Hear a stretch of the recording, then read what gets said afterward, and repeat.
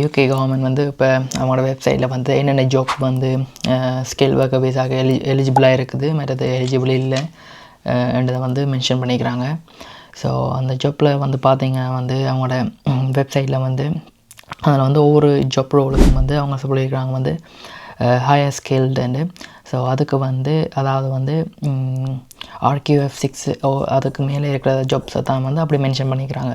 அதாவது வந்து skill worker விசாவுக்கு apply பண்ணலாம்ட்டு. So சில ஜாப்ஸுக்கு வந்து இன்எலிஜிபிள்ன்ட்டு போட்டிருக்காங்க. அது வந்து அந்த ஸ்கில் ஒர்க்கர்லேருந்தும் ஷார்ட்டேஜ் லிஸ்ட்லேருந்தும் மற்றது TSL அதாவது டெம்பரரி ஷார்ட்டேஜ் ஆக்கியூபேஷன் லிஸ்ட்லேருந்தும் தூக்கிட்டாங்க.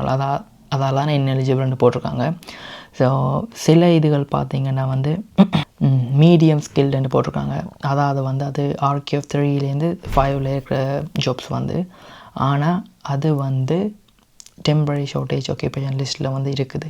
ஸோ அதெல்லாம் வந்து அப்படி மென்ஷன் பண்ணியிருக்கிறாங்க. ஸோ அப்படியான ஜாப்ஸ் வந்து 2000 நெக்ஸ்ட் இயர் அதாவது 2026 டிசம்பருக்குள்ளே வந்து அந்த ஜாப்ஸுகளுக்கு வந்து அப்ளை பண்ணி இங்கே ஸ்கில் ஒர்க்கராக வரலாம். ஸோ இந்த ஜாப் டீட்டெயில் வந்து வேணுமென்னு சொன்னால் எனக்கு லிங்க் எனக்கு கமெண்ட் பண்ணுங்கள். நான் உங்களுக்கு வந்து DM பண்ணி விடுறேன் நான் இந்த வெப்சைட்டை.